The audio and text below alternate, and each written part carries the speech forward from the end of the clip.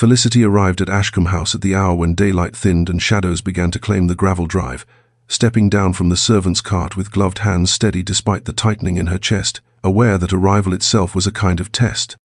She had learned long ago that first impressions were formed not by words but by posture, by silence, by how one carried expectation without revealing it. The estate rose before her in measured stone and high windows that reflected nothing back, a place built to observe rather than be observed, and as she crossed the threshold, she felt the familiar resolve settle into her bones. She had come with no hopes beyond usefulness, no ambitions beyond endurance. Hope, she knew, was a habit that asked too much and paid poorly. Inside, she was received briskly, instructed on rules delivered without warmth or cruelty, only certainty, and she absorbed them with practiced attention, committing each boundary to memory. When she lowered her gaze as instructed, it was not submission but strategy, the choice of a woman who understood that invisibility was often the safest form of competence. Yet even as she resolved to disappear into routine, something shifted, subtle as a change in weather, the unmistakable sense of being seen before she had fully vanished. Marcus, Duke of Ashcombe, returned that same evening from London burdened by the familiar weight of duty and expectation, his mind already sorting tomorrow's obligations as his carriage rolled toward the house that bore his title. He had been trained to command rooms without revealing himself, to govern without attachment, to understand that sentiment complicated authority. As he entered the hall, servants aligned themselves instinctively, order restoring itself around him, and his gaze passed over faces without pause until it caught on one figure newly arrived, standing with perfect stillness near the wall. She did not look up, did not attempt notice, and yet her composure carried a quiet completeness that arrested his attention against his will. It was not beauty that unsettled him, nor boldness, but the unmistakable discipline of restraint, mirrored too closely to his own. For a fraction of a moment, something unguarded stirred, a recognition he dismissed even as it formed. Felicity felt the pause like a held breath, the weight of scrutiny brushing past her resolve, and she tightened her focus, reminding herself that attention was neither invitation nor safety. Marcus moved on, restoring his composure, yet the impression lingered, an inexplicable disruption in the ordered rhythm of his house. That night, as Felicity lay in her narrow bed listening to the distant settling of stone, and Marcus stood alone at his window surveying land that answered only to his name, both sensed without understanding that Ashcombe House had already begun to change, quietly, irreversibly, with no permission asked and no expectations declared. By morning, Ashcombe House had resumed its measured rhythm, the kind that tolerated no deviation and rewarded only quiet efficiency, and Felicity learned its cadence quickly, adjusting her steps to its expectations without appearing to hurry or hesitate. She was assigned to assist one of the senior ladies' maids, her duties clearly delineated and carefully observed, and she accepted instruction with respectful attentiveness, knowing that competence was the surest way to avoid notice. The servants' corridors revealed a hierarchy enforced not by volume but by glances and omissions, and Felicity navigated it with the precision of someone who had learned how easily mistakes could become labels. She spoke only when addressed, moved when signaled, and kept her expression composed, even as she catalogued the subtle cruelties and quieter kindnesses that defined life below stairs. It did not escape her that some eyes lingered with curiosity rather than welcome, measuring her restraint for weakness or ambition, and she met that scrutiny with deliberate neutrality, determined to give no one reason to wonder what she wanted. Marcus moved through the same morning with equal discipline, his presence restoring order without demand, accustomed to being observed and obeyed without reflection. Breakfast with his mother unfolded as expected, her questions framed as concern but weighted with expectation, each remark circling back to the necessity of marriage and continuity. He responded with practiced calm, offering non-committal assurances that satisfied without conceding, yet the conversation left him restless, keenly aware of how often his future was discussed as if it belonged to the room rather than to him. Later, as preparations were made for a formal dinner that evening, he reviewed correspondence and estate matters, his thoughts precise until they began, inexplicably, to drift. He found himself recalling the stillness of the new maid in the hall, the way she had stood neither eager nor fearful, and he dismissed the memory as distraction even as it returned. That evening, the house filled with guests and candlelight, silver reflecting voices trained to charm and impress, and Felicity moved among them as required, assisting her mistress with careful efficiency. She was conscious of the Duke's presence without seeking it, aware of how easily attention could turn dangerous, and she kept her gaze lowered, focused on service rather than spectacle. Marcus presided with effortless authority, engaging where necessary, smiling where expected, yet his attention wandered despite himself, drawn repeatedly to the quiet figure who seemed untouched by the performance surrounding her. She never lingered, never sought his acknowledgement, and it was precisely that absence of design that unsettled him. He noticed how she anticipated needs without instruction, how her composure did not waver under scrutiny, and an unfamiliar irritation stirred, followed by something quieter and more troubling.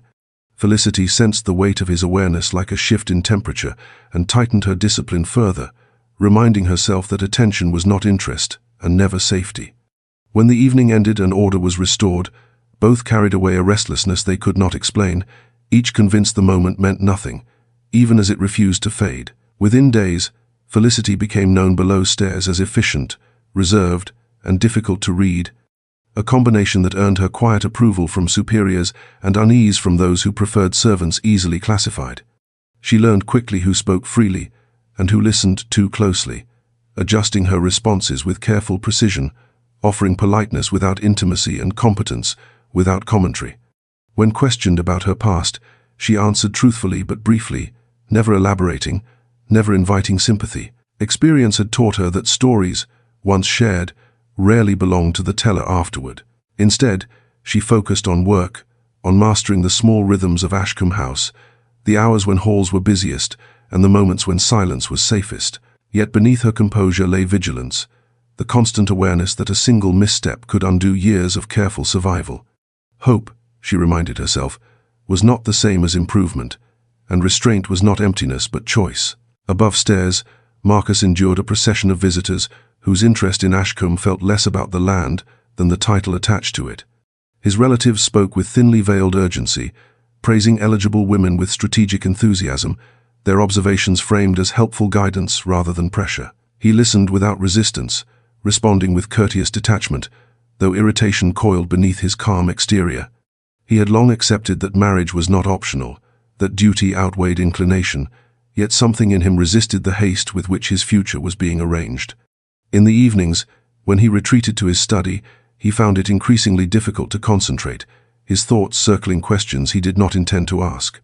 More than once, his mind returned to the quiet steadiness of the new maid, to the way she carried herself without expectation, and he dismissed the association as misplaced, even as it persisted. Felicity felt the change in atmosphere before it was spoken aloud, the subtle tightening that accompanied discussions of marriage and transition within a great house. Such changes often meant upheaval below stairs, dismissals, reassignments, disruptions that favored those with allies, and left the rest exposed. She prepared herself accordingly, maintaining distance, conserving energy, ensuring that if she were required to leave, she would do so without regret or dependence. At night, she lay awake recalling a younger version of herself who had once believed endurance alone could earn security, and she acknowledged, without bitterness, how wrong that belief had been. Marcus, too, lay awake in his chambers, aware of a restlessness that felt unfamiliar and unwelcome. He considered the faces presented to him, the futures proposed, and found himself strangely unmoved.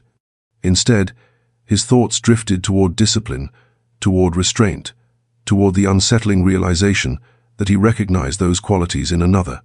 The parallel disturbed him, not because it promised feeling, but because it suggested understanding, and understanding, he knew, was far more dangerous. By morning, both had resolved to tighten control, Felicity by becoming quieter still, Marcus by burying distraction beneath duty, neither aware that restraint itself was beginning to draw an invisible line between them, one already difficult to step away from. The disruption arrived without warning, announced not by raised voices but by the sharp, contained urgency that traveled quickly through Ashcombe House when something had gone wrong. A jeweled brooch belonging to a visiting relation had vanished mere hours before a luncheon intended to impress an influential guest, and the tension it produced spread immediately below stairs, where such losses were rarely treated as accidents. Felicity became aware of the problem through glances and hurried instructions, the atmosphere tightening with suspicion that settled most heavily on the newest faces. She felt the familiar narrowing in her chest, but kept her expression composed, understanding that fear, once visible, invited accusation. When she was summoned and informed that she would assist in the search, she listened without protest, her manner calm enough to appear untroubled, even as she measured the risk carefully. The search unfolded in fragments, servants retracing steps, recounting movements, voices growing sharper with each passing minute. Felicity observed quietly, noting details others overlooked, the slight imbalance in a serving tray, the way one lining hung differently from the rest. When she knelt to examine it, her movements were unhurried, deliberate, as though precision itself were a form of defense. She found the brooch caught within the loosened seam, its presence revealed not by chance but by attention. When she presented it, she did so without triumph, only with explanation, offering clarity rather than vindication. The room stilled, accusation dissolving into uneasy relief. Marcus arrived moments later, drawn by the sudden quiet that followed tension. He expected agitation, perhaps incompetence, but instead found order restored and Felicity standing apart, composed and unassuming, as though resolution was simply another duty completed. He listened as the situation was explained and noted, with an awareness he did not welcome, how she had managed the crisis without drawing attention to herself or placing blame elsewhere. Her restraint impressed him more than efficiency ever could. When he addressed her, his thanks were measured, formal, yet his gaze lingered an instant longer than propriety required, searching for something he could not name. Felicity curtsied and withdrew at once, conscious of the weight his attention carried. She reminded herself that recognition was not protection, that even praise could become a liability if it altered perception. Yet as she returned to her duties, she felt unsettled, aware that she had been seen not merely as useful but as capable, in a way that resisted easy classification. The knowledge followed her like a shadow. Later, Marcus found himself replaying the moment with unexpected clarity. He considered how quickly authority had gathered around her calm, how naturally others had deferred without realizing it. The observation disturbed him, not because it challenged his position, but because it suggested a strength he understood too well. That night, as routine resumed and the household exhaled, both carried the quiet aftermath of the incident, aware that something subtle had shifted. Trust, once accidental, had been established, and neither could say whether that made Ashcombe House safer or far more dangerous than before. In the days following the incident, Felicity's duties were adjusted with the language of efficiency rather than reward. Her presence required more frequently in areas where the household's precision mattered most. No explanation was offered, and she did not ask for one, accepting the change with the same quiet compliance she brought to every task. She understood how such shifts were observed below stairs, how quickly competence could be mistaken for favor, and she took care to remain scrupulously professional, never lingering longer than necessary, never speaking more than required. Still, she could feel the subtle recalibration of attention around her, the way others watched for signs of advantage or ambition, and she met that scrutiny with deliberate neutrality. To want nothing, she had learned, was often the safest position. Marcus told himself the adjustment was sensible, a matter of placing reliability where it mattered most, yet he was uncomfortably aware of how often he now noticed Felicity's movements through the house. He became conscious of the way she anticipated needs before they were voiced, how she navigated proximity without presumption, and how her composure remained intact, even under observation. The awareness unsettled him precisely because it was unaccompanied by intention. He had not sought her presence, yet he found himself expecting it, a realization that irritated him more than absence ever had. Each time he reminded himself of the necessary distance between them, his attention returned of its own accord, as though discipline itself had sharpened focus rather than dulled it. Felicity sensed the shift as well, though she refused to interpret it. She noticed how often the Duke appeared at the edge of her awareness, how his stillness seemed to change the shape of the room when he entered, and she responded by tightening control over her expression and movements. She reminded herself that proximity did not imply permission, that attention could exist without meaning. Still, she could not deny the faint strain that accompanied those moments, the effort required to remain composed when something unspoken pressed against restraint. At night, she reviewed each interaction with careful scrutiny, searching for error, determined to correct it before it became consequence. Marcus, meanwhile, grew increasingly aware of an unfamiliar calm when Felicity was nearby, a steadiness that contrasted sharply with the performative ease demanded by his social obligations. He observed himself for signs of indulgence or misjudgment, and found none, only a heightened attentiveness he could neither justify nor dismiss. The realization that he valued her presence not for comfort, but for its quiet clarity, unsettled him more deeply than attraction would have. It suggested recognition, and recognition carried implications he was not prepared to face. Both responded in the same way they always had, by reinforcing restraint. Felicity became even more precise, her professionalism immaculate, her boundaries unassailable. Marcus became more distant in public, his demeanor cooler, his authority sharper, as though control could erase awareness. Yet beneath the surface, the current between them strengthened, not through intention but through repetition, through shared discipline that mirrored itself too closely to remain harmless. By the end of the week, routine had settled again, yet the house felt altered, as though an unseen line had been drawn and quietly crossed, leaving both Felicity and Marcus aware, without admitting it, that something had begun which could not be undone by silence alone. The evening gathering arrived with the inevitability of obligation, filling Ashcombe House with polished voices and carefully measured laughter, the kind of social display that Marcus understood too well. Guests moved through the rooms with practiced ease, evaluating one another behind cordial expressions, and the air carried the faint pressure of expectation that always accompanied such events. Felicity moved among them as required, assisting with quiet efficiency, her posture composed, her gaze lowered, except when duty demanded attention.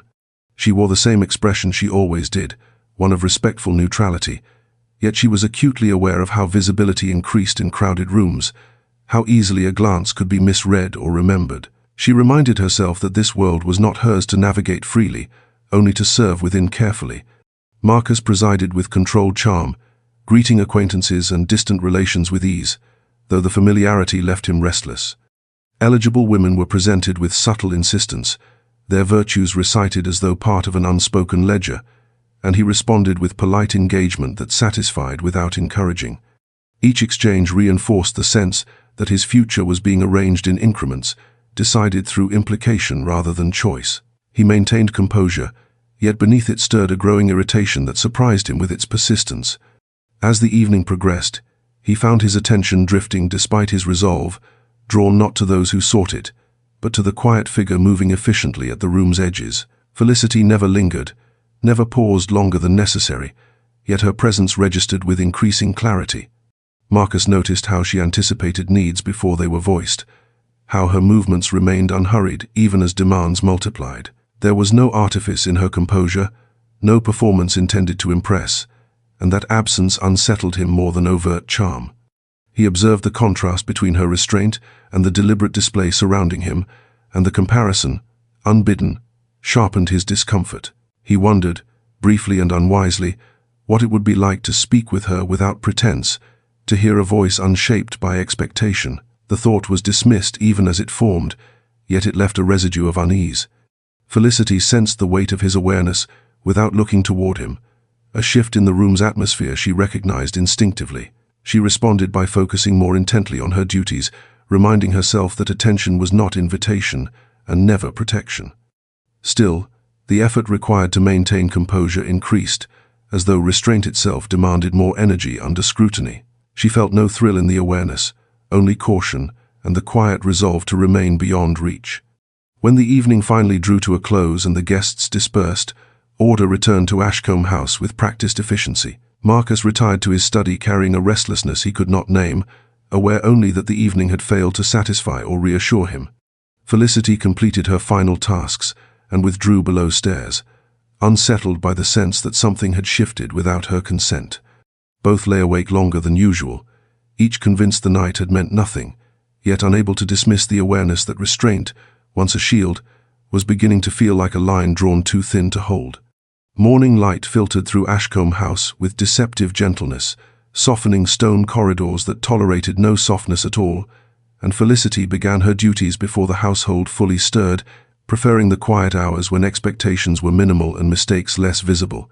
She paused briefly near a tall window to steady herself, allowing the stillness to settle her thoughts, aware of the fatigue she rarely permitted herself to acknowledge. For a moment, her composure loosened, her shoulders lowering, her breath deepening as she looked out across grounds that promised nothing and demanded much. The expression that crossed her face was fleeting but honest, shaped by endurance rather than longing, and she reclaimed her discipline quickly, unaware that she had not been alone. Marcus had entered the corridor intending only to cross it, his mind occupied with correspondence awaiting him, yet he halted without understanding why. From a distance, he observed Felicity standing at the window, her posture momentarily unguarded, and the sight struck him with unexpected force. The stillness she carried so deliberately was absent for that brief instant, replaced by something quieter and more human, and the recognition unsettled him deeply. It mirrored emotions he himself had been trained to conceal, a fatigue born not of labor but of restraint. The realization that he recognized himself in her unsettled him more than admiration ever could. When Felicity sensed his presence, she straightened at once. Composure restored with practiced precision, she turned and curtsied, her expression neutral, her voice steady as she offered a greeting that revealed nothing of what had passed moments before. Marcus responded with equal restraint, his tone formal, his posture controlled, yet the exchange carried an unspoken weight neither could ignore. He found himself studying her more closely than intended, noticing details he had previously dismissed, the calm intelligence in her gaze, the deliberate choice in every movement. The awareness felt intrusive, and he checked it immediately, reminding himself of the necessary boundaries he had never before questioned. Felicity resumed her duties with heightened vigilance, unsettled not by impropriety but by the knowledge that she had been seen beyond her role. Visibility, she knew, was dangerous precisely because it invited interpretation. She replayed the moment with careful scrutiny, searching for fault, and found none, yet the unease remained. It was not fear that troubled her, but the recognition that discipline alone could not guarantee invisibility. Marcus carried the encounter with him longer than he wished, the image of Felicity at the window returning with unwanted clarity. He told himself the moment had been insignificant, a coincidence amplified by stress, yet the dismissal rang hollow. What disturbed him was not attraction but understanding, the sense that beneath her restraint lay a depth he instinctively respected. He realized with discomfort that he had begun to observe her not as a servant fulfilling duty, but as a woman exercising choice within constraint. By midday, both had retreated fully into routine, outwardly unchanged, inwardly altered. The house resumed its steady rhythm, yet beneath it ran a current, newly charged, subtle but persistent. Neither spoke of the morning, neither acknowledged its significance, yet both understood, without naming it, that something fragile had been exposed and carefully covered again. Restraint remained intact, but it now carried awareness, and awareness, once gained, could not be unlearned. The errand was delivered as an afterthought, a quiet instruction passed along once the household had begun to settle for the night, and Felicity accepted it without comment. Gathering the documents, she was told to return to the Duke's study. She preferred tasks assigned late, when corridors were emptier and expectations simpler, yet as she moved through the dimmer wing of Ashcombe House, she was aware of an unfamiliar tension, a faint alertness she could not fully dismiss. The lamps cast long shadows along the walls, and the house felt momentarily paused, as though holding its breath. Felicity reminded herself that proximity was not intimacy, and that duty did not change because of silence. Marcus was alone when she entered, standing near his desk with his jacket removed, the formal ease he wore in company set aside, in favor of stillness. He turned as she announced herself, surprise flickering briefly across his features before discipline restored control. He thanked her, his tone measured, yet neither moved immediately, the space between them defined by restraint rather than rank. Felicity approached only far enough to complete her task, placing the documents precisely where indicated, her movements unhurried, deliberate. She kept her gaze lowered, though she was acutely aware of his attention, of the quiet intensity with which he observed without appearing to do so. Their exchange remained appropriate, limited to necessity, yet every word seemed chosen with care, as though meaning might slip if they were not vigilant. Marcus noted the steadiness of her voice, the way she did not rush to leave nor linger for permission, and the balance unsettled him. He found himself wanting to say something unnecessary, to test the space between silence and propriety, and the impulse disturbed him enough that he restrained it immediately. Felicity sensed the pause, the moment where something almost occurred, and tightened her composure in response, reminding herself that awareness did not require acknowledgement. As she turned to leave, Marcus spoke her name, not sharply, not familiarly, but with a weight that halted her without command. He asked a simple question about the documents, one that did not truly require her attention, and she answered with equal simplicity, meeting his gaze only briefly. The look they exchanged carried no transgression, yet it lingered longer than was comfortable, as though both were measuring something unspoken. Felicity inclined her head and withdrew, her steps steady even as her pulse quickened, unsettled by the sense that silence itself had grown charged. Marcus remained standing after she left, the quiet of the room pressing in more heavily than before. He recognized, with unwelcome clarity, that nothing improper had occurred, and that fact offered no reassurance. The awareness that had passed between them felt more consequential precisely because it remained contained.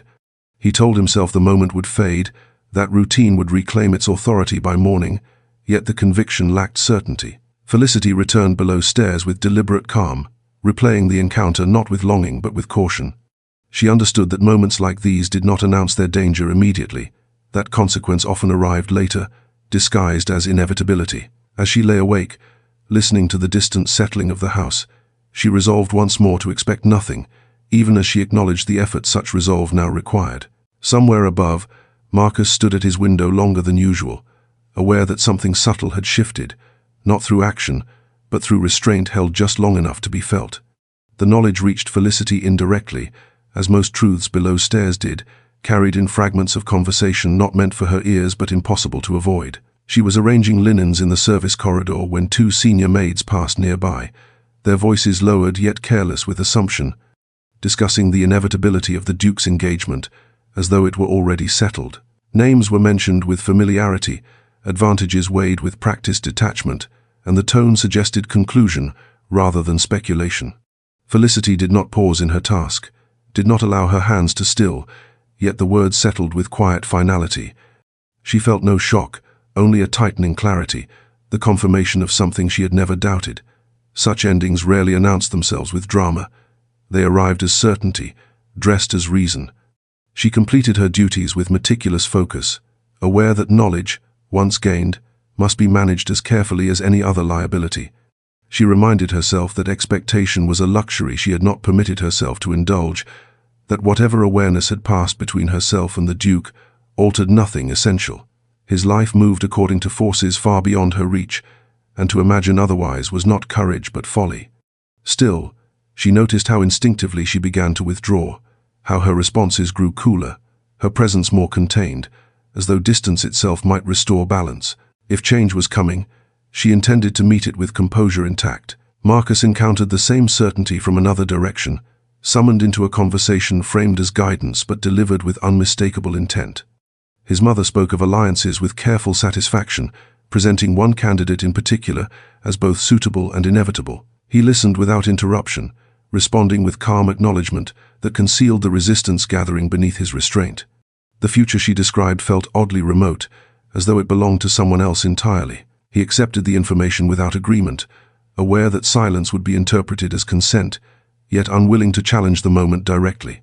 When the conversation ended, he felt unsettled rather than resolved, the sense of inevitability pressing more heavily than obligation ever had. As the day progressed, Marcus found his attention returning repeatedly to Felicity, noticing her increased reserve, the way she seemed to recede without absence. He told himself it was coincidence, that his awareness was sharpened by stress, yet the pattern persisted. He experienced an unfamiliar irritation, not at her distance, but at the fact that it unsettled him at all. Discipline had always been sufficient to restore order, yet now it felt inadequate, as though something essential was slipping beyond its reach. Felicity, meanwhile, prepared herself quietly for transition.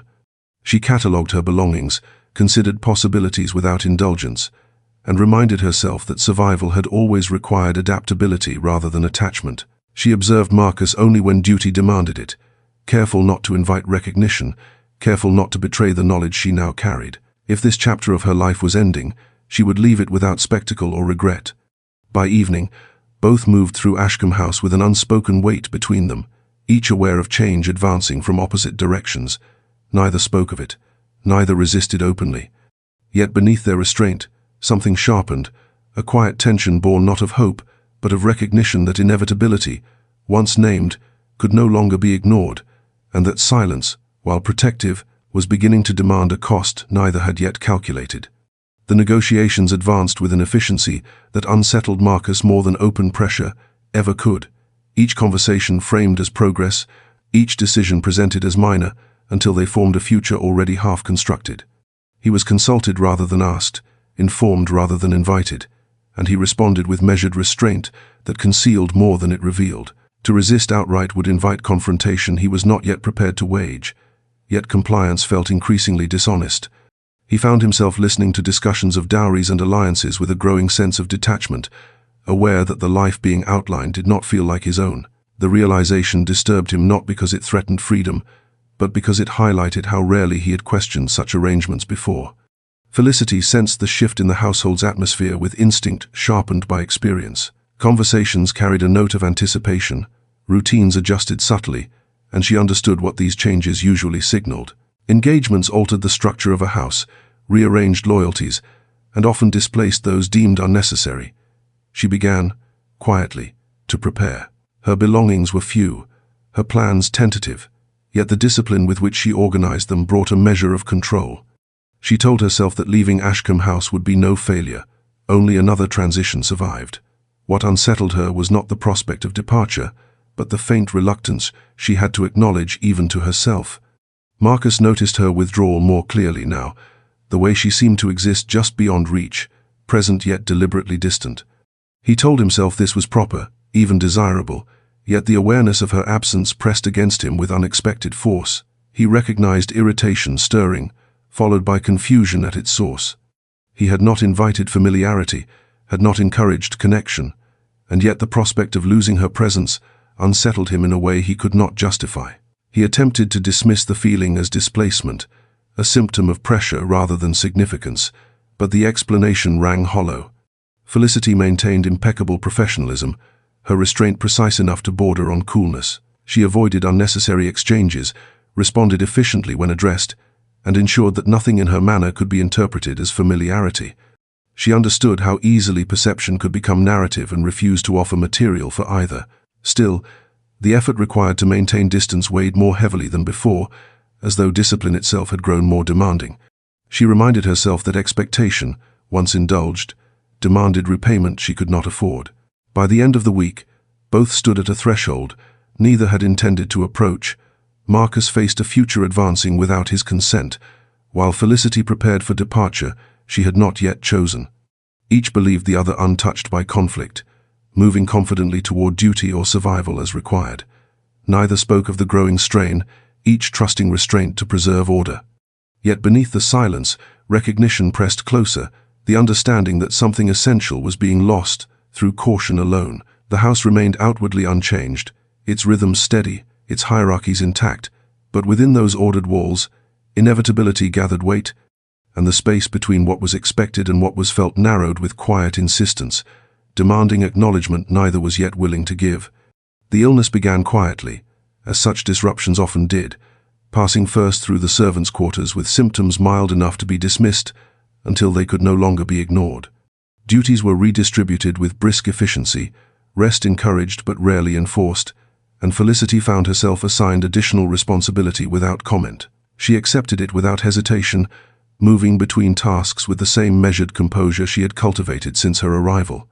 When she assisted those confined to their rooms, her manner was gentle without indulgence, attentive without display, offering comfort through presence rather than words. She spoke softly, listened carefully, and anticipated needs before they were expressed, her restraint shaped by understanding rather than detachment. Marcus became aware of her conduct almost by accident, encountering her one afternoon as she left a servant's room with a basin carefully balanced in her hands. He paused, intending only to pass, yet found himself watching as she adjusted her pace to avoid disturbance, her movements deliberate. Despite fatigue she made no effort to conceal. The sight unsettled him, not because it revealed kindness, but because it did so without expectation of notice or reward. He recognized the discipline required to sustain such composure under strain, and the recognition drew him closer than he intended. When he spoke to her, it was with the same measured tone he used in all things, asking after the condition of those affected. Felicity answered precisely, her voice steady, her gaze lowered in deference, yet Marcus sensed the quiet authority beneath her restraint, the competence that inspired trust without demand. He thanked her, and though the words were simple, they carried weight, acknowledgement offered without familiarity. Felicity inclined her head, accepting the exchange as she accepted all others, yet she felt the moment linger, aware of his attention settling more fully than before. Later, Marcus reflected on the encounter with unwelcome clarity. He realized how rarely he witnessed service unshaped by ambition, how uncommon it was to see care offered without calculation. The observation disturbed him because it challenged assumptions he had long accepted, not about others, but about himself. He considered the ways in which duty had shaped his own life, the sacrifices rendered invisible by privilege, and found himself unsettled by the parallel he could no longer ignore. Felicity's restraint was not submission, he understood, but choice, and the recognition carried implications he resisted naming. Felicity, meanwhile, felt the strain of increased responsibility settle into her body as the day wore on. She welcomed the exhaustion, finding in it a familiar certainty, yet she could not fully dismiss the awareness that had accompanied Marcus's attention. She reminded herself that gratitude was not attachment, that recognition did not alter position, yet the reassurance felt thinner than before. That evening, as she returned below stairs, she found herself replaying the moment, not with longing, but with unease, aware that being valued for what she was rather than what she provided was a distinction she had not prepared to manage. By nightfall, the illness had been contained, order restored with practiced efficiency, yet the quiet aftermath lingered. Marcus stood at his study window longer than usual, considering how easily authority could overlook integrity when it did not demand acknowledgement. Felicity lay awake, listening to the house settle around her, aware that care, once observed, could not be unseen. Both sensed that something essential had been revealed, not through crisis or confession, but through steadiness under strain, and that the recognition, once formed, would not easily loosen its hold. The moment occurred without design, arriving in the narrow space between duty and chance, when Felicity was sent to retrieve a ledger from the smaller study adjoining Marcus's chambers. She announced herself softly, as required, and entered expecting formality and distance, yet the room greeted her with an unfamiliar stillness. Marcus stood near the desk with his back turned, one hand braced against the polished surface, his posture rigid in a way that spoke not of authority but of strain. For a fraction of a second, before he became aware of her presence, the discipline he carried so carefully slipped, revealing exhaustion etched into the set of his shoulders, the quiet weight of responsibility momentarily uncontained. Felicity froze at the threshold, instinct urging retreat, yet her movement caught his attention before she could withdraw. Marcus turned, surprise flickering briefly across his expression before composure reclaimed its place. The transformation was swift, practiced, yet not complete enough to erase what she had seen. Their eyes met for an instant that carried no impropriety, only recognition, and Felicity lowered her gaze immediately, offering a soft apology for the intrusion that carried absolute sincerity. She did not pretend ignorance, yet she did not acknowledge what lay beyond protocol, choosing restraint as both shield and respect. Marcus inclined his head, accepting the apology with controlled calm, though the moment unsettled him deeply.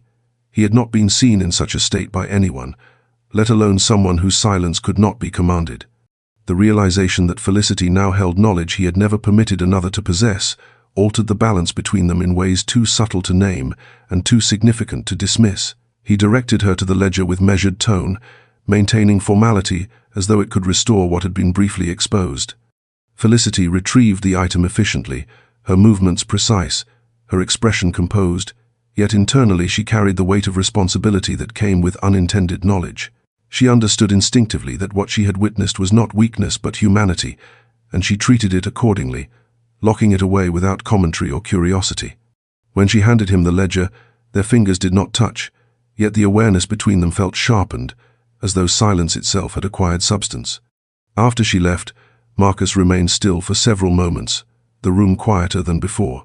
He considered the significance of what had passed, not the exposure itself, but Felicity's response to it. She had neither lingered nor fled, neither exploited nor recoiled, and the restraint of her conduct unsettled him more than any reaction would have. Trust, unspoken and unrequested, had been extended simply through discretion. Felicity returned below stairs with deliberate calm, aware that she carried something unseen yet consequential. She did not dwell on it, refusing to grant the moment power beyond its boundaries, yet she could not deny the subtle shift it had produced. Authority, she realized, was not diminished by vulnerability, but revealed through how it was guarded. That night, as the house settled into silence, both understood without naming it that something had changed. Not through confession or desire, but through a shared understanding that silence, when chosen with integrity, could bind as surely as words. The shift revealed itself gradually, not through open accusation but through the quieter currency of speculation that traveled efficiently below stairs. Felicity sensed it first in the pauses that followed her passing, in the way conversations adjusted their tone rather than their content, and she understood the danger immediately. Familiarity, even imagined, could ruin a reputation more swiftly than fact. She responded with instinctive discipline, tightening her boundaries until they were unmistakable, limiting conversation to necessity and avoiding any circumstance that might invite interpretation. Her composure became immaculate, almost austere, a deliberate narrowing of self meant to leave no space for conjecture. She had survived such climates before, and she knew the cost of carelessness. Marcus became aware of the rumors not through confession but through atmosphere, the subtle discomfort that settled whenever Felicity's name was mentioned, the way senior staff watched his reactions too closely. He understood the mechanism at once, and felt a sharp, unwelcome anger at the ease with which a woman's character could be endangered by proximity alone. The realization forced him to confront his own role in the shift, not through action but through attention, and the awareness unsettled him more deeply than accusation ever could.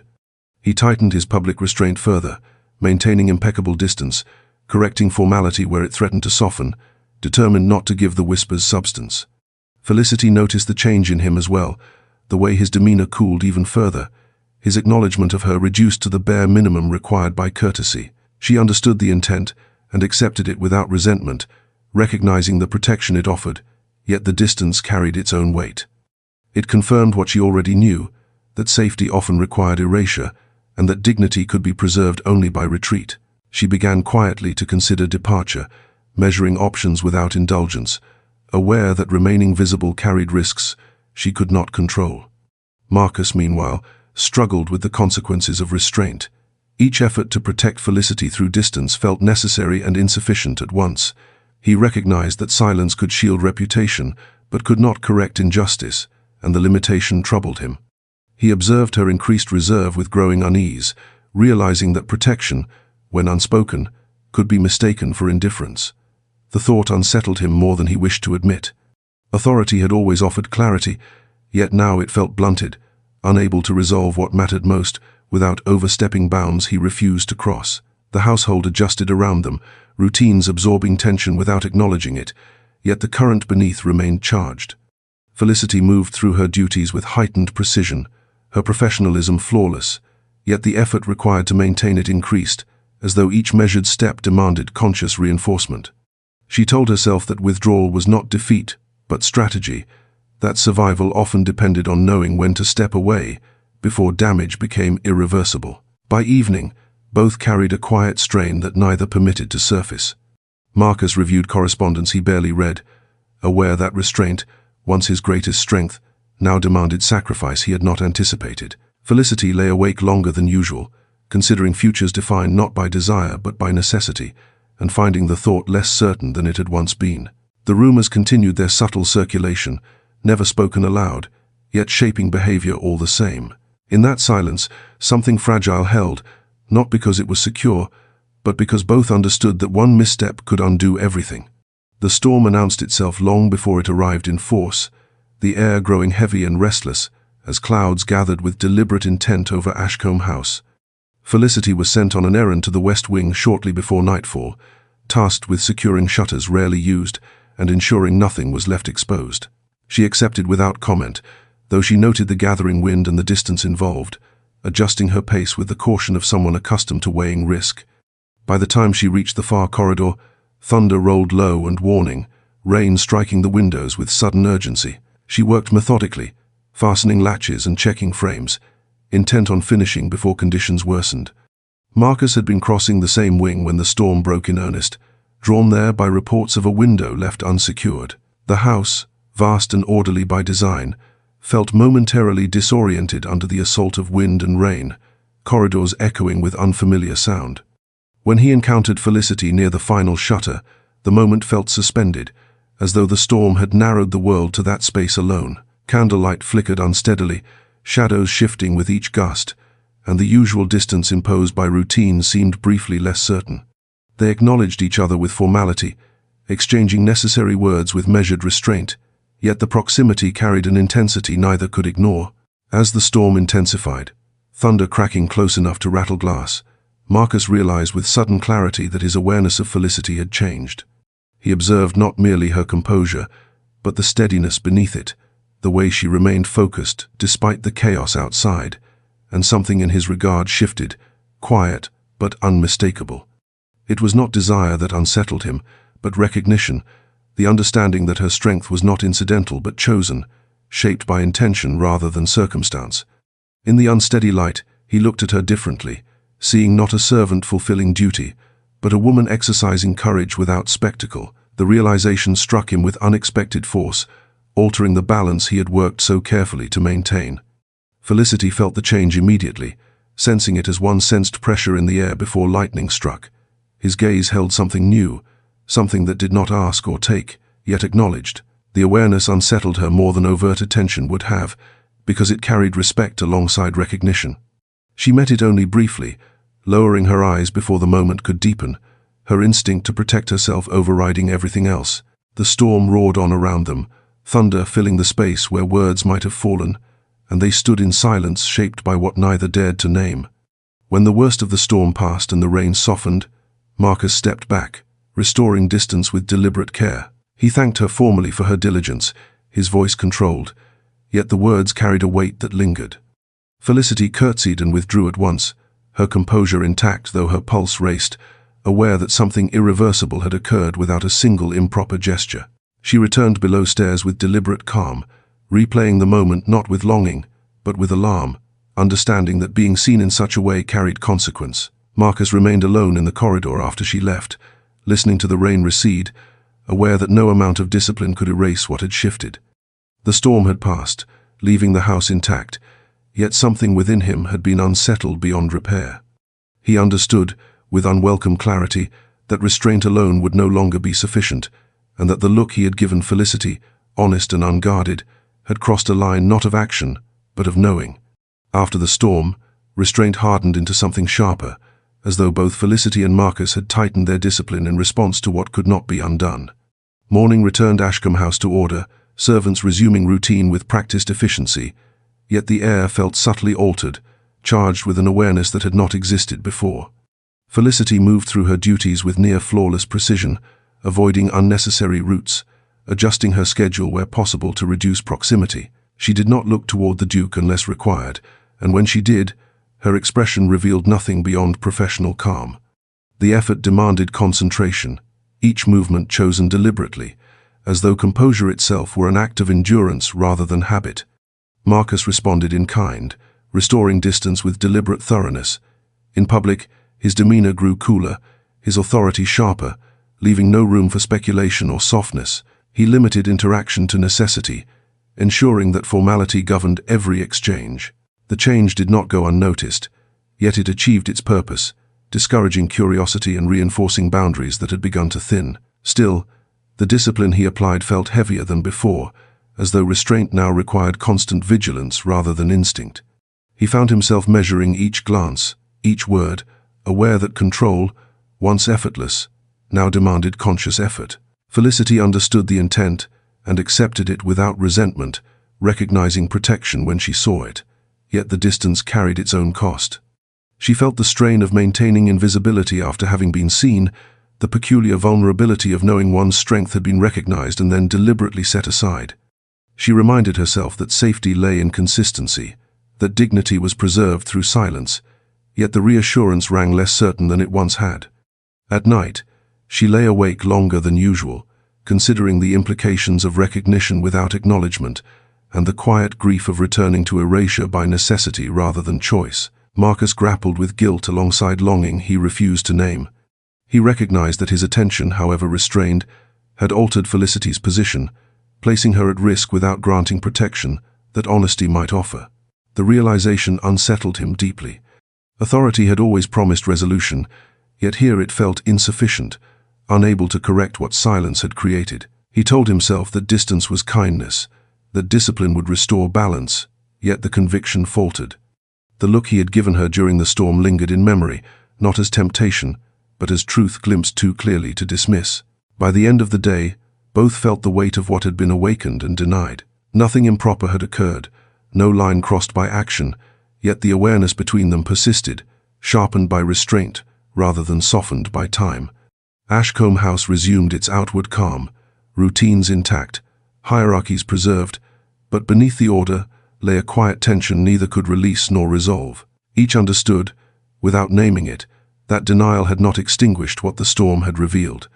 It had only pressed it inward, where consequences gathered slowly, waiting for the moment restraint would no longer be enough to contain them. Marcus began to test boundaries in ways so small they could be mistaken for coincidence, intervening quietly when schedules were drawn too tightly, redirecting burdensome tasks before they reached Felicity, and framing each decision as efficiency rather than favor. He never spoke to her of these choices, never allowed them to appear deliberate, yet the pattern formed nonetheless. Felicity noticed at once. She recognized protection when it was offered indirectly, and the knowledge unsettled her more than neglect would have. Safety purchased with attention carried its own danger, and she responded by reinforcing formality with meticulous care, addressing him only when required, her tone precise, her gaze carefully lowered. The effort strained her composure. Each kindness, however discreet, risked visibility, and visibility invited narrative. Felicity adjusted her routines, arriving earlier, leaving later, ensuring her work was beyond reproach. She refused assistance offered too readily, choosing exhaustion over speculation, determined not to become an object of consideration. Marcus observed the change and felt a quiet frustration he could not justify. His intent had been to lessen her burden, not sharpen it, yet restraint seemed to multiply consequence rather than reduce it. Pressure from his family intensified. Letters arrived daily, conversations sharpened, timelines proposed with increasing insistence. Marcus deflected with practiced calm, postponing decisions without explanation, aware that resistance without reason only fueled scrutiny. He sensed Felicity's withdrawal alongside these demands and felt an unexpected fear surface, not of scandal, but of absence. The thought of Ashcombe House without her steady presence unsettled him more than he cared to admit. Felicity, meanwhile, considered departure with growing seriousness. She weighed the security of her position against the emotional cost of remaining, recognizing that endurance had limits even when pride forbade complaint. She drafted letters in her mind, measured opportunities, and prepared herself for change without indulgence. The discipline that had once preserved her now demanded a choice. When Marcus finally summoned her for a necessary exchange, their conversation remained restrained, every word appropriate, yet tension pulsed beneath the surface. Felicity spoke with dignity about duty and propriety, asserting boundaries without accusation. Marcus listened with controlled intensity, aware that silence now carried risk equal to speech. Nothing improper occurred, yet both understood that restraint had brought them to a threshold where continuation without acknowledgement would become its own kind of harm. Neither spoke afterward, yet the house seemed to listen, corridors absorbing what voices withheld. Marcus returned to his duties with renewed severity, while Felicity refined her distance into art. Each believed they were preserving order, yet both sensed order resisting them. Restraint no longer felt neutral, but weighted, charged with consequence. By nightfall, they stood on opposite sides of the same silence, aware that discipline had carried them this far, and that courage, when it came, would demand more than endurance alone. Choice would soon replace patience, altering everything they believed unchangeable forever. The pressure sharpened into something unmistakable, no longer implied, but openly pursued, as Marcus's family abandoned patience in favor of insistence. Visits lengthened, correspondence multiplied, and every conversation seemed to circle back to the same conclusion, framed as inevitability rather than preference. His mother spoke with careful disappointment, reminding him of duty, of lineage, of sacrifices made on his behalf, and Marcus received each word with controlled composure that concealed the strain beneath. Resistance now required more effort than compliance, and he felt the weight of decision pressing closer, narrowing the space in which silence could still operate. Felicity sensed the escalation almost immediately. The household carried tension more openly, routines shifting to accommodate visitors whose presence altered the balance below stairs. She overheard fragments that confirmed what she already knew, that an engagement was no longer a distant prospect but an approaching certainty. The knowledge settled with quiet finality. She understood that once the household changed, her position would become precarious in ways discipline could not prevent. Remaining would invite scrutiny she could not manage, and leaving, though uncertain, offered dignity. She began to consider requesting reassignment, not as retreat, but as preservation. Marcus noticed her withdrawal with growing unease. She seemed to fade even further into precision, her movements efficient to the point of erasure. Her presence felt more keenly in absence than proximity. He realized with unwelcome clarity that her leaving would not be a neutral change, but a loss he could not dismiss as necessary. The awareness unsettled him more deeply than the prospect of defying his family.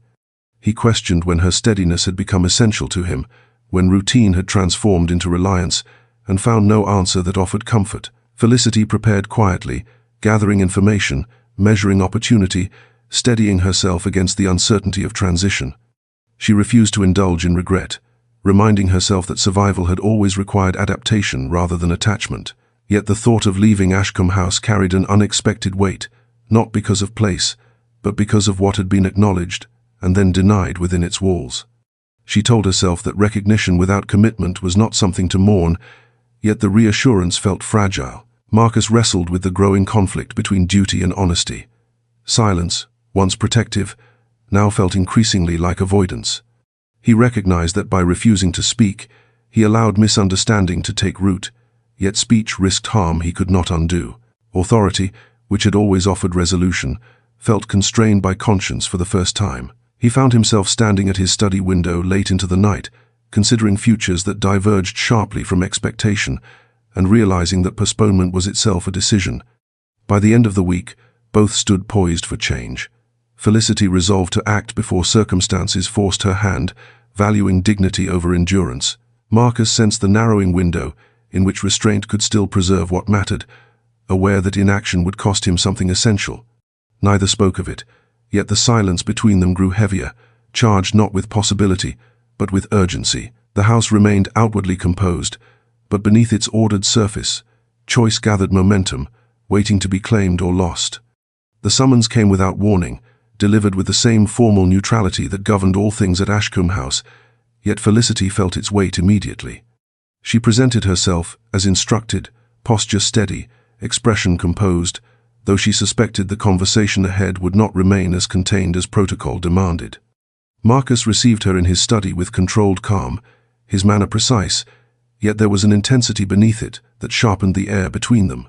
For a moment, neither spoke, the silence pressing close, filled with what had been deferred too long. Felicity broke it first, her voice quiet but firm, addressing duty and propriety with careful clarity. She spoke of her position, of the responsibilities she understood, and the boundaries she would not cross, framing her words as acknowledgement rather than defense. There was no accusation in her tone, no appeal, only dignity asserted without flourish. Marcus listened without interruption, his attention focused with a restraint that bordered on strain. He recognized the courage in her composure, the deliberate choice to speak without invitation, and the realization unsettled him deeply. When he responded, his words were measured, controlled, yet carried an intensity that could not be mistaken.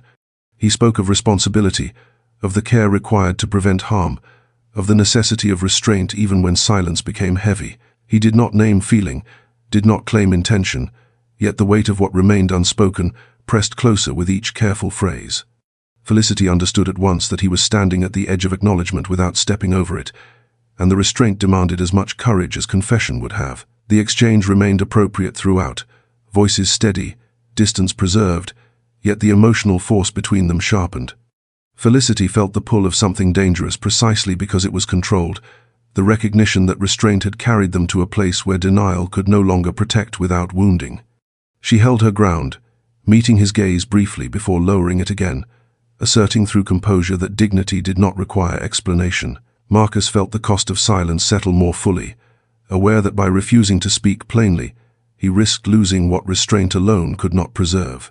When the conversation ended, it did so without resolution, yet everything had changed. Felicity curtsied and withdrew with the same precision she always employed, but the effort required to maintain it felt heavier than before. Marcus remained standing after she left, aware that the space she had occupied now felt uncomfortably empty. He recognized, with unwelcome clarity, that restraint had reached its limit, that further silence would become choice rather than protection. Felicity returned to her duties with renewed resolve, aware that the encounter had forced a truth neither had spoken aloud. She understood that remaining required courage equal to leaving, and she began to weigh both with equal seriousness. Marcus, alone in the study, confronted the realization that duty and honesty were no longer aligned, and that the next step, whatever it was, would demand more than discipline. The house settled around them, absorbing the tension into its walls, yet beneath the calm, something decisive had shifted, marking the moment restraint ceased to be enough. Marcus began resisting the marriage arrangement in ways subtle enough to delay without declaring defiance, postponing meetings, requesting further consideration, and redirecting discussions toward estate matters that could not easily be dismissed. To his family, his behavior appeared measured, even responsible, yet beneath the surface his resolve was hardening. Each delay was intentional, a quiet refusal to surrender his future to convenience alone. Still, he offered no explanation, believing silence the least damaging course, unaware of how that same silence echoed elsewhere with unintended consequence. Felicity interpreted the changes differently. She observed the household preparing for what seemed an inevitable engagement, staff speculating with increasing confidence, routines shifting in anticipation of a new mistress. Marcus's continued formality confirmed her belief that whatever awareness had passed between them was being deliberately set aside.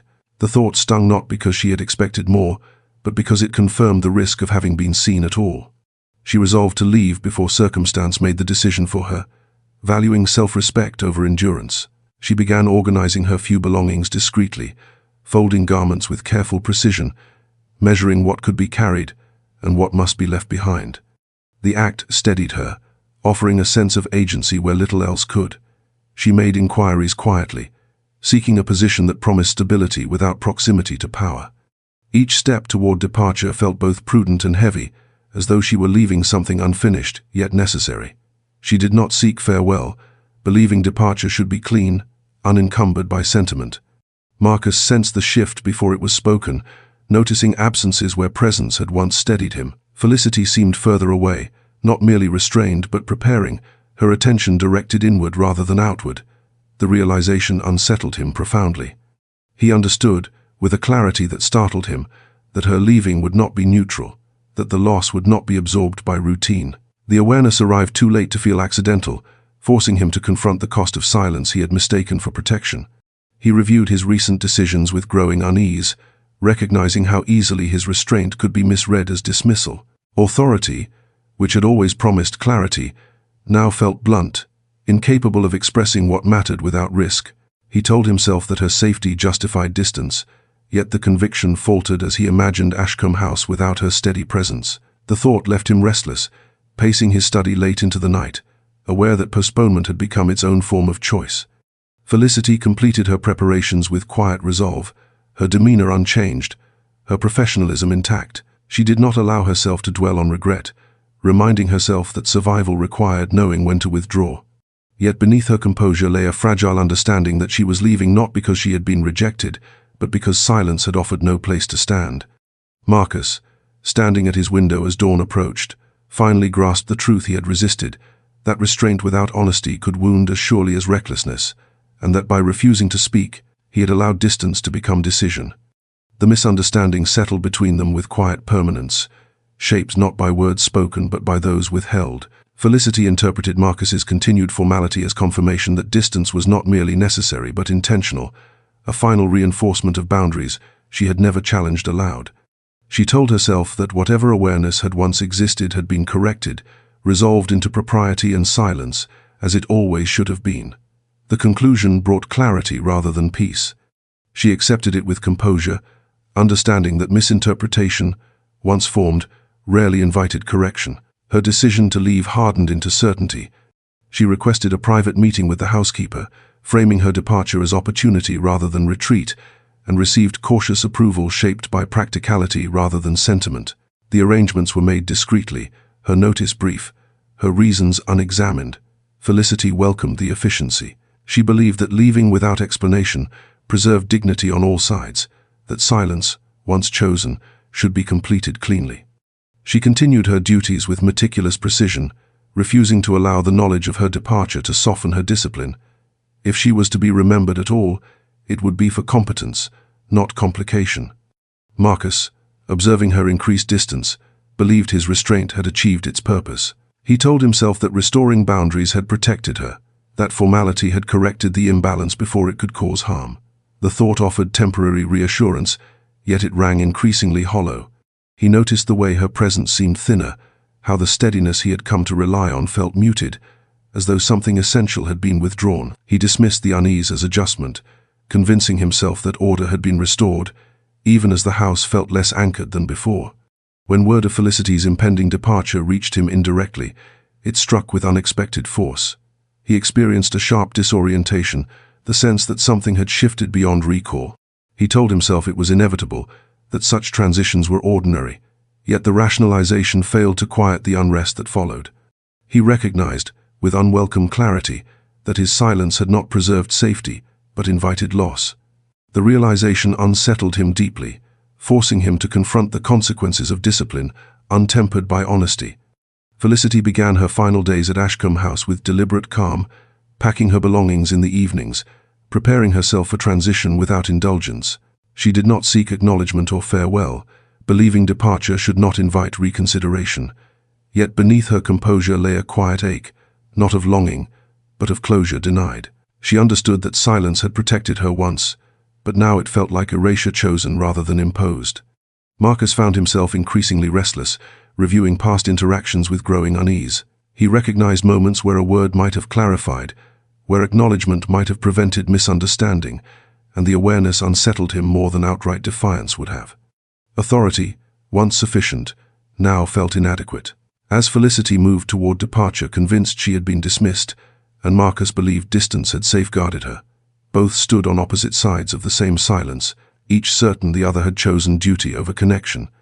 The house remained composed, its routines intact, yet beneath the order lay the unmistakable sense that something essential was being lost, not through conflict, but through restraint allowed to speak in place of truth. Marcus noticed the change not in announcement but in pattern, the subtle signals that marked preparation rather than withdrawal. Felicity's movements had grown even more precise, her routines streamlined, her presence efficient to the point of near invisibility. She no longer lingered at the margins of rooms, once steadied by her quiet competence, and when their paths crossed, her acknowledgement was immaculate and final, as though already shaped by absence. The realization unsettled him deeply. He recognized the signs too well, the careful narrowing of life that preceded departure, and with that recognition came an unwelcome truth. His silence had not protected her. It had driven her away. He confronted the thought alone, pacing his study with an agitation he rarely permitted himself. For years, discipline had served as shield and solution, allowing him to navigate expectation without fracture. Yet now restraint revealed its limits. He replayed their conversations with growing clarity, the moments where he had chosen silence over risk, propriety over honesty, believing that control was synonymous with care. The pattern formed unmistakably. By refusing to speak, he had allowed misunderstanding to harden into certainty, and certainty into decision. The knowledge left him with a sense of responsibility he could no longer dismiss. Felicity, meanwhile, continued her preparations with deliberate calm. She folded garments with methodical care, separating what could accompany her from what must be left behind, each choice reinforcing resolve. She refused to indulge in bitterness, reminding herself that departure was not defeat but agency exercised in time. Yet beneath her composure lay an awareness that unsettled her more than uncertainty ever had. She had been seen, acknowledged without words, and then released back into silence. The experience sharpened her understanding of herself, forcing her to recognize not only what she would endure, but what she would no longer accept. Marcus sought distraction in duty, immersing himself in estate matters with renewed severity, yet the effort failed to quiet his thoughts. Felicity's absence loomed more clearly than her presence ever had. He found himself noticing where her steadiness had once smoothed disruption, where her restraint had anchored routine. The recognition left him with a quiet fear he did not attempt to name. Loss, he realized, was not always announced by drama. Sometimes it arrived through caution carried too far. When he learned, beyond doubt, that her departure had been approved, the certainty struck harder than expected. He understood then that postponement had become abdication, that silence had made the choice on his behalf. The realization forced him to confront a lifetime of discipline shaped by avoidance rather than courage. For the first time, he questioned whether control without truth was merely another form of fear. Felicity completed her final arrangements without ceremony, her demeanor unchanged, her professionalism flawless. She did not look toward the future with optimism, only with clarity. She knew now that survival alone was no longer enough. Dignity required choice, and choice required courage, even when it meant walking away without explanation. As night settled over Ashcombe House, both stood at separate windows, aware of the same truth from opposite directions. Silence had carried them as far as it could. Whatever came next would demand something different. Restraint had preserved order, but it had also revealed its cost, and neither could pretend otherwise any longer. The remark was careless rather than malicious, delivered with the offhand confidence of someone accustomed to speaking without consequence. A visiting relation, irritated by household delay, commented within earshot of senior staff that it was unwise to allow servants undue familiarity, implying that proximity alone invited impropriety. The words carried weight not because of their accuracy, but because of the assumptions they reinforced. Felicity was not present when they were spoken, yet the atmosphere shifted immediately, tension tightening in the quiet way that preceded damage. Reputation, she knew, was rarely undone by fact, it was shaped by suggestion. Marcus arrived moments later and understood the implication at once. The comment struck with unexpected force, igniting an anger he rarely allowed himself to feel. He did not raise his voice, did not display temper, but his response was immediate and unmistakable. He corrected the speaker with calm authority, stating plainly that his household operated on discipline and respect, and that no insinuation against a servant's character would be tolerated. His tone permitted no debate. The room stilled, the remark withdrawn without apology, its power neutralized through refusal rather than escalation. He did not mention Felicity by name, nor did he frame his defense as personal. He spoke instead of honor, of responsibility, of the standards he expected upheld within his walls. The distinction mattered. By refusing to single her out, he protected her dignity rather than exposing it to scrutiny. The intervention was brief, decisive, and final, leaving no space for further speculation.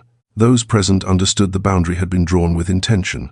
Felicity learned of the incident indirectly, sensing its aftermath in the way glances softened and conversations corrected themselves in her presence. The knowledge unsettled her more than comforted her. Protection offered without explanation carried its own ambiguity. She recognized the shield for what it was, deliberate and costly, yet she remained uncertain of its meaning. Gratitude rose alongside unease, tempered by the understanding that defense without acknowledgement could not alter her position, it could only preserve it temporarily. Marcus retreated afterward with a sense of resolve sharpened by clarity. The act had not been impulsive, it had been necessary. For the first time, he recognized that restraint alone was insufficient to correct injustice, that silence could enable harm even when intention was protective. Yet he also understood that speaking further, naming Felicity as reason, would expose her to greater risk. The balance demanded careful navigation, and he felt the weight of it settle fully on his shoulders. Felicity continued her duties with unchanged composure, yet internally something shifted. She realized that dignity was not preserved solely through withdrawal, that silence could protect, but could not always defend. The recognition strengthened her resolve, not to remain, but to choose with intention. She would not stay merely because she had been shielded. She would remain, or leave, only on her own terms. As evening fell, Ashcombe House absorbed the incident into routine, its outward calm restored. Yet beneath the order lay an unspoken acknowledgement. Lines had been drawn, not through confession, but through action. Marcus had revealed his priorities without naming them. Felicity had witnessed protection without promise. Both understood that something essential had been clarified, and that the next choice, when it came, would require courage. Neither could delay much longer.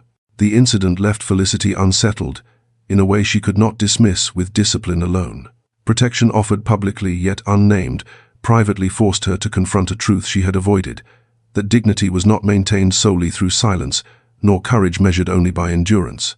For years, she had survived by making herself small enough to pass unnoticed, strong enough to remain useful, and distant enough to avoid disappointment. The strategy had preserved her, but it had also limited her, teaching her to accept less than she deserved simply because it was safer to expect nothing. Now, with her departure imminent, she found herself questioning whether survival without self-respect was truly safety at all. In the quiet hours after her duties were complete, Felicity examined her choices with rare honesty. She acknowledged the fear that had guided her restraint, not fear of affection, but of believing she might be chosen. Hope, once indulged, demanded courage to sustain, and she had learned the cost of that courage too young. Yet the awareness she carried now felt different. It was not longing that unsettled her, but clarity.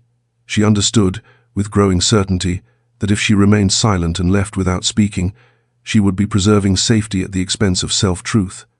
The realization did not lead her toward confession, but toward standards. If she were to stay, it would not be as someone protected by implication, but as someone acknowledged by choice. Marcus, meanwhile, felt the consequences of his intervention settle more deeply than he had anticipated. The act had been decisive, yet it had clarified rather than resolved his conflict. He recognized that shielding Felicity from scandal without addressing the misunderstanding between them risked preserving dignity while allowing distance to harden into finality. He replayed their restrained exchanges with new awareness, understanding now that silence, once neutral, had become misleading. Authority had enabled him to correct others swiftly, yet it had not granted him the courage to speak where it mattered most. Felicity's resolve shifted quietly but firmly. She began to consider what she would require if she were to remain at Ashcombe House, not as a servant hoping quietly, but as a woman asserting worth. She would not accept secrecy disguised as protection, nor silence mistaken for care. Her strength, once focused entirely on endurance, began to reorient toward courage, the courage to define her terms even if they were refused. The clarity steadied her more than any certainty of outcome could have. By nightfall, both carried an awareness shaped not by desire, but by principle. Felicity understood that leaving without speaking preserved safety but surrendered agency. Marcus understood that restraint, unaccompanied by honesty, risked becoming avoidance. Neither had yet acted, yet both stood closer to decision than ever before.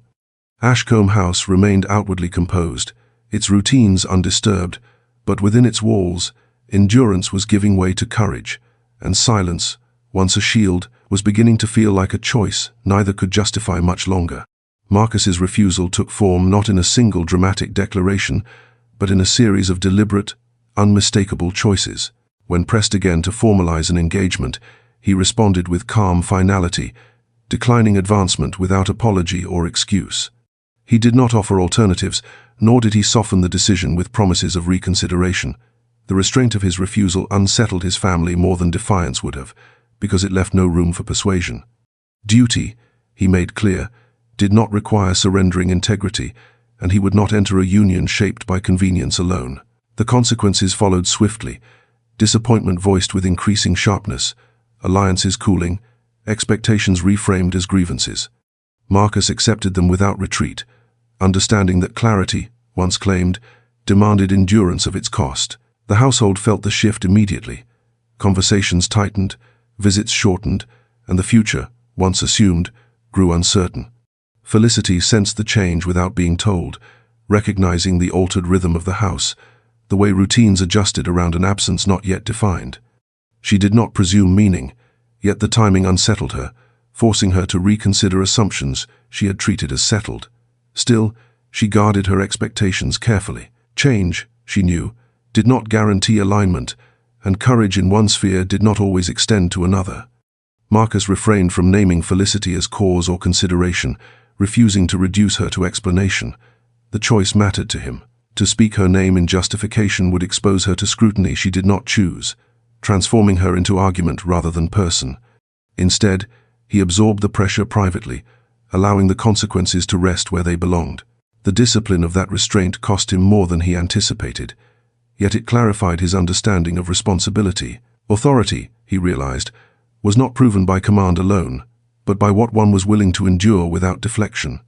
Felicity continued her duties with unaltered professionalism, though internally she wrestled with a growing uncertainty. The offer elsewhere remained open, departure imminent if she chose it, yet the altered atmosphere of Ashcombe House complicated her resolve. She understood that staying without speaking preserved safety but risked self-erasure, while leaving without clarity preserved dignity but surrendered truth. The balance demanded courage she had not yet decided to claim. She observed Marcus from a careful distance, noting the steadiness with which he bore displeasure, the absence of resentment in his demeanor, and the quiet resolve that mirrored her own in unfamiliar ways. By evening, tension had settled into the walls, not volatile but weighted, as though the house itself recognized that a line had been crossed. Marcus reviewed correspondence he did not intend to answer, aware that his decision had altered the trajectory of his life in ways that could not be easily reversed. Felicity stood by her window below stairs, considering futures defined not by fear but by choice, and the responsibility that accompanied both. Neither spoke. Neither reached across the distance that remained. Yet both understood that something essential had shifted, not through confession or demand, but through refusal to proceed falsely. The ground beneath them felt less certain, but for the first time, it also felt honest. The offer arrived quietly, folded into an ordinary afternoon as though it were no more consequential than a change in schedule. The housekeeper called Felicity aside with measured politeness and spoke of a position recommended elsewhere, respectable, stable, and removed from the complications that now shadowed Ashcombe House. The tone was practical rather than urgent, yet the implication was clear. Transition was not only possible but advisable. Felicity listened without interruption, her expression composed, and accepted the details with calm efficiency. When she returned to her duties, nothing in her manner betrayed the weight of what had been offered, yet the knowledge settled firmly into place. Choice, once distant, had arrived. That evening, she reviewed the offer alone, considering it with the same discipline she applied to all decisions. The position promised security without proximity, competence without scrutiny, and a life shaped by routine rather than tension. It would allow her to leave Ashcombe House without scandal or explanation, preserving dignity through distance. The logic was sound. Yet, as she weighed the certainty it offered, she felt the quiet resistance of something unresolved. Leaving now would protect her, but it would also close a door she had never chosen to open. The realization did not inspire longing, only clarity. Safety alone was no longer sufficient justification. Marcus learned of Felicity's impending departure indirectly, through a remark framed as administrative necessity rather than personal change. The information struck him with unexpected force, sharper than any family disappointment he had endured. He felt the loss immediately, not as absence anticipated, but as presence already withdrawn. The house seemed altered by the knowledge, corridors less anchored, routines less assured. He recognized, with unsettling clarity, that her leaving was not consequence of circumstance alone, but of restraint carried too far. He confronted the truth without evasion. By refusing to speak, by believing silence sufficient, he had allowed distance to become decision. The awareness unsettled him more deeply than defying his family ever had. Authority, he realized, could shield and correct, but it could also delay until damage was done. The prospect of Felicity's departure forced him to acknowledge what restraint had preserved and what it had cost. He understood now that protection without honesty was incomplete, and that dignity, once preserved through silence, now demanded clarity. Felicity prepared herself for response without expectation. She did not assume intervention, nor did she seek it. The offer remained open, her departure imminent if she accepted, and she refused to delay the decision indefinitely. Yet she also understood that leaving without speaking would mean carrying unanswered truth forward, shaping her future through avoidance rather than choice. The awareness steadied her resolve. If she were to go, it would be with clarity. If she were to stay, it would be with courage. As night settled over Ashcombe House, both stood at separate windows, aware of the same approaching moment from different directions. Felicity measured the cost of safety against the cost of silence. Marcus weighed the risk of honesty against the certainty of loss. Neither acted yet. The threshold lay before them, unmistakable now, demanding a choice neither could defer much longer. The moment came disguised as routine, framed by necessity rather than intent, when Felicity was asked to complete one final duty before her notice became formal.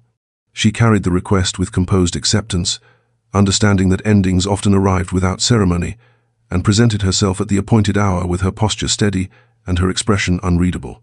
Marcus received her in a public sitting room rather than his study, the choice deliberate, preserving propriety, even as urgency pressed beneath his calm. The room felt larger than it should have, the distance between them measured and intentional, yet the weight of what remained unsaid narrowed it all the same. Their exchange began with practical matters, acknowledgements delivered with careful neutrality. Felicity spoke of her duties and the arrangements made, her voice even, her tone respectful. She did not announce her departure outright, nor did she conceal it.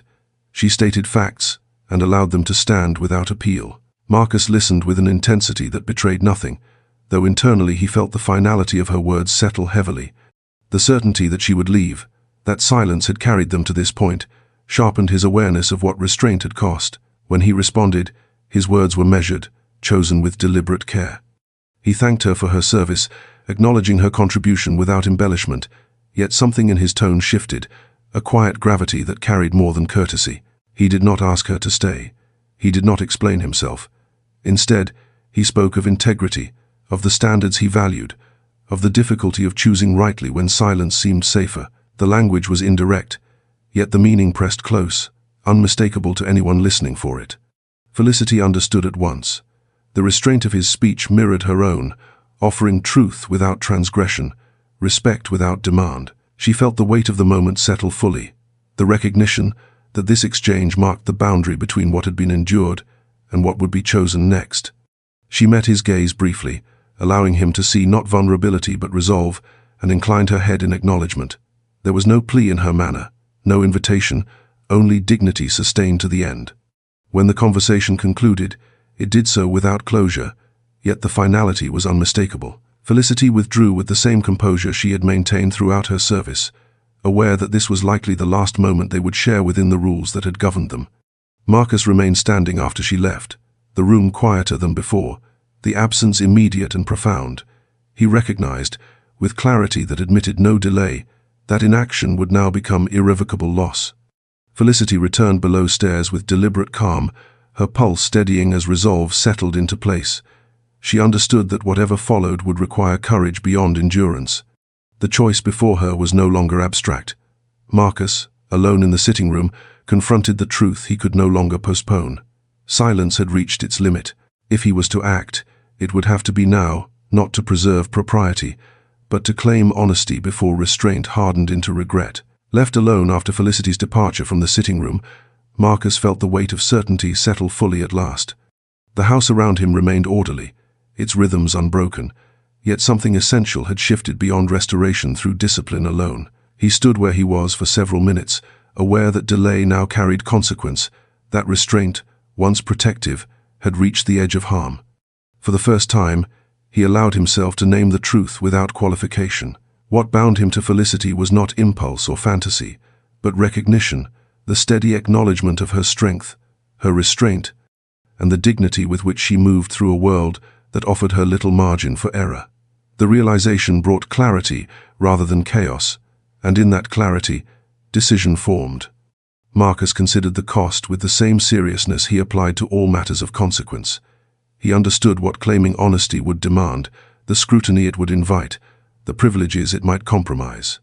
Yet the thought of allowing Felicity to leave without acknowledgement felt heavier still, a failure of integrity he could not reconcile with the standards he claimed to uphold.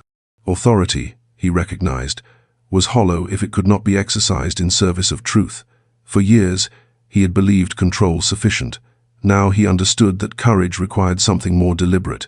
He summoned his resolve methodically, not with urgency, but with intention. There would be no secrecy, no quiet indulgence disguised as protection. If he spoke, it would be openly, within the bounds of respect, granting Felicity agency rather than placing her in shadow. The decision steadied him, transforming unease into purpose. He would not ask her to return to silence. He would meet her where she stood, prepared to accept refusal without resentment. Felicity, meanwhile, continued her preparations below stairs with careful composure, though her thoughts moved restlessly beneath it. The finality of her departure pressed close, sharpening awareness rather than dulling it. She acknowledged, without bitterness, the sadness of leaving something unresolved, yet she did not regret her resolve. Endurance had shaped her, but it would not define her future. If truth came, she would meet it. If it did not, she would leave with dignity intact. Marcus moved through Ashcombe House with quiet determination, issuing instructions that could wait, deferring matters that no longer held priority. He sought Felicity not in secrecy, but in a place where propriety could be maintained, choosing transparency over convenience. Each step toward her felt deliberate, grounded in choice rather than impulse. He was prepared, at last, to speak plainly, not to claim, but to offer. When he finally reached the threshold of action, Marcus understood with unwavering clarity that whatever followed would alter his life irrevocably. Yet the certainty brought no fear. He had spent years mastering restraint. Now he would practice honesty with equal discipline. Felicity deserved nothing less than truth spoken without advantage, without demand, and without fear. The moment had arrived, not through urgency, but through understanding fully claimed.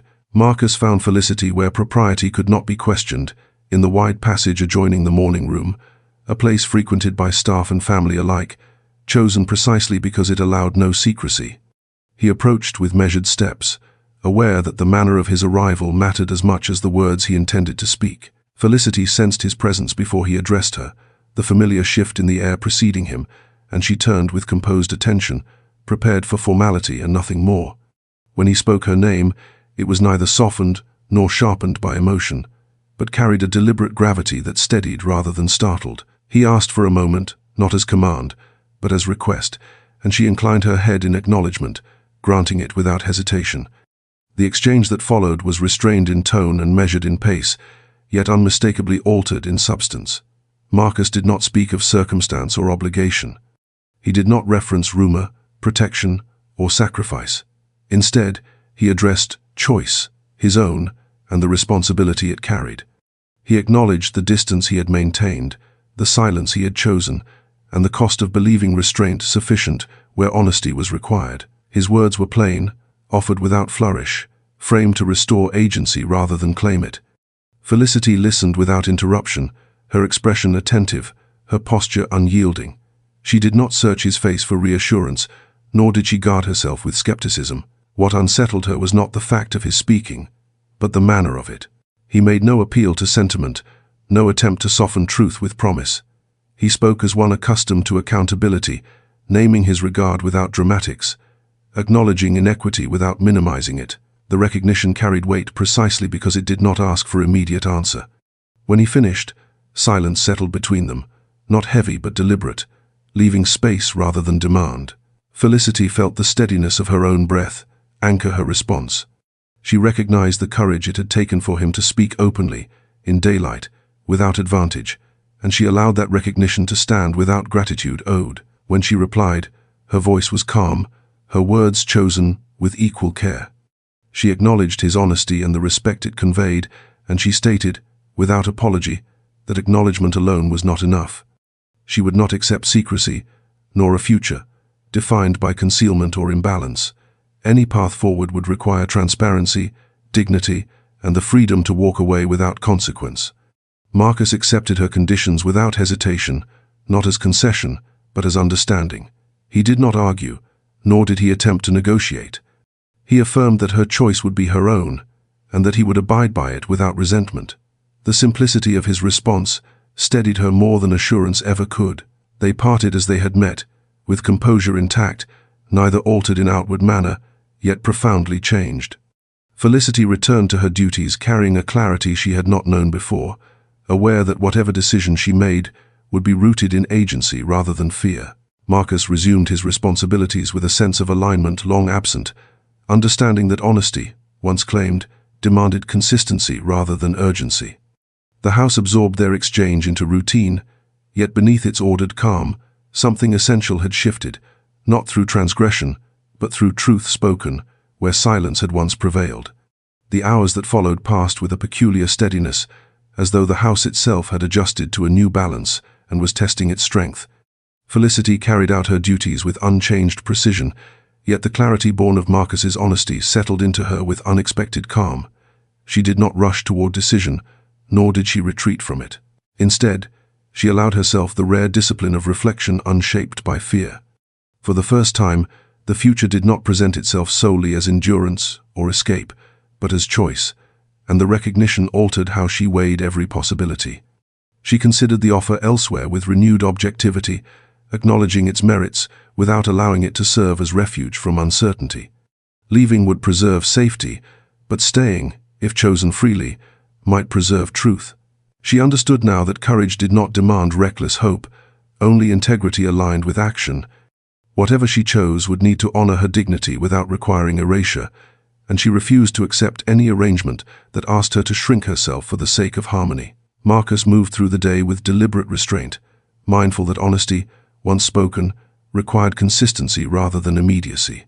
He did not seek Felicity again, respecting the space his words had opened, rather than attempting to fill it. Instead, he addressed practical matters with renewed focus, making arrangements that would sustain transparency should she choose to remain. His resolve did not waver, not because outcome was assured, but because alignment mattered more than certainty.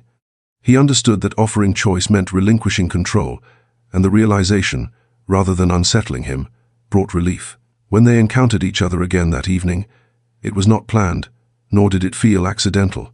They exchanged the same measured acknowledgement as always, yet the space between them felt altered, no longer charged by silence, but steadied by truth. Felicity noted the absence of pressure in his manner, the way his restraint now felt deliberate rather than defensive, and the distinction mattered. It signaled respect, sustained beyond words. Later, when Felicity finally allowed herself to decide, she did so without haste. She considered not what was safest, but what was honest. She understood that staying would invite scrutiny and demand courage she could not summon daily through endurance alone. Yet she also recognized that leaving now, without claiming her agency, would render honesty incomplete. The realization sharpened her resolve.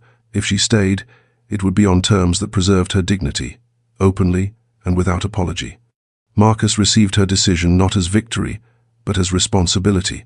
When Felicity informed him, her words were calm and unadorned, stating her intention to remain only if transparency governed their conduct, and if her standing was acknowledged without concealment. Marcus accepted without reservation, affirming that no future he envisioned could be justified at the expense of her autonomy.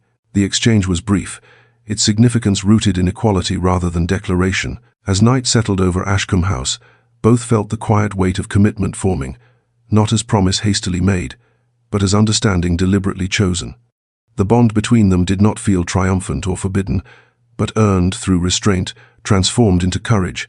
In choosing honesty over safety, both had crossed a threshold that could not be undone, yet neither felt fear.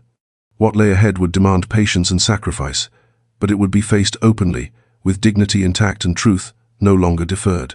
Felicity did not mistake Marcus's acceptance for resolution, nor did she allow the clarity of her own choice to soften into relief. Staying required more than agreement spoken in quiet corridors. It demanded structure, visibility, and the willingness to let truth stand where rumor once thrived. She understood that dignity, once claimed, required maintenance. The following days tested that understanding immediately, as the household adjusted to a shift it could sense, but not yet define. Felicity continued her duties with the same composure she had always shown, yet the steadiness now carried intention rather than defense. She did not withdraw, nor did she invite attention. She simply remained, present by choice, rather than necessity. Marcus began restructuring the practicalities of their shared future with deliberate care. He consulted advisors on matters of propriety and precedent, refusing solutions that relied on secrecy or delay. His authority moved with quiet decisiveness, altering arrangements that would otherwise have preserved appearance at the cost of integrity. He accepted the discomfort that followed, understanding that transparency unsettled those accustomed to implication and silence. The tension did not weaken his resolve. If anything, it clarified it. He recognized that leadership, when honest, often required standing alone before others adjusted. Felicity observed these changes without presumption. She did not interpret action as promise, nor did she allow herself to be reassured by effort alone. What mattered to her was consistency, the alignment of word and conduct over time. She met each day as it came, attentive to nuance, prepared to withdraw if dignity wavered. Yet, as the house responded, she sensed something unfamiliar taking shape, not indulgence, but respect sustained without apology. When Marcus addressed her again, it was not in private, nor with sentiment. He spoke plainly of responsibility, of the necessity of honoring her position without disguise. He acknowledged openly that any future would be built with full regard for consequence, not shielded by privilege. The clarity of his stance steadied her more than affection ever could have.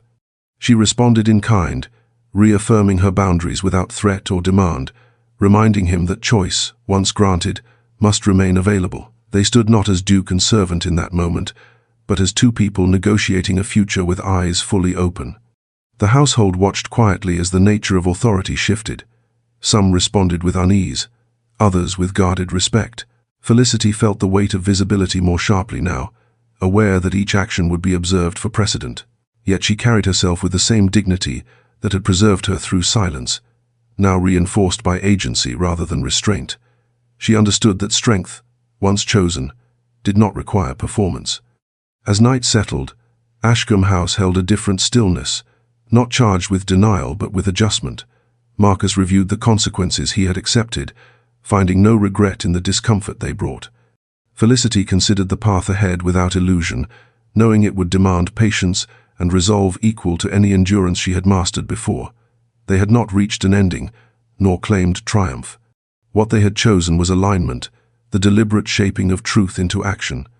The future remained uncertain, but it was no longer hidden. Whatever followed would be faced openly, without secrecy, without shame, and without surrendering the dignity that had carried them both to this point. Marcus confronted his family with the same composure he brought to all matters of consequence, yet the conversation carried a firmness that left no room for negotiation. He spoke without defensiveness, framing his decision not as rebellion but as responsibility, making clear that his future would be shaped by integrity rather than advantage alone. He did not offer explanations meant to persuade, nor did he soften his stance to ease disappointment. The restraint of his delivery unsettled more than open defiance would have, because it signaled finality. Expectations were acknowledged, sacrifices recognized, yet the conclusion remained unchanged. He would not proceed falsely, and he would not allow convenience to dictate a life that required truth to sustain it. The response was predictable. Displeasure surfaced in measured tones, concern sharpened into warning, and alliances once assumed were suddenly contingent. Marcus accepted each consequence without argument, understanding that clarity often arrived paired with cost. He refused to invoke Felicity as justification, preserving her dignity by keeping her name separate from debate. The choice mattered to him. To defend his decision without placing her under scrutiny was an act of respect as deliberate as any declaration. Authority, he understood, was not diminished by accountability, it was refined by it. Within the household, the shift registered as a change in weather rather than announcement. Routines adjusted subtly, glances measured more carefully, and speculation tightened into watchfulness. Felicity navigated the altered atmosphere with steady composure, aware that visibility carried new risks. She did not seek reassurance, nor did she retreat. She allowed her conduct to speak, maintaining the same standards that had defined her from the beginning. The difference lay not in behavior, but in choice. She remained because she had chosen to, and the knowledge steadied her. Marcus maintained strict boundaries in public, ensuring that respect, rather than indulgence, defined every interaction. The discipline reassured those who watched closely, and offered Felicity the protection of consistency rather than secrecy. Privately, he attended to the structural changes his decision required, adjusting arrangements with careful foresight.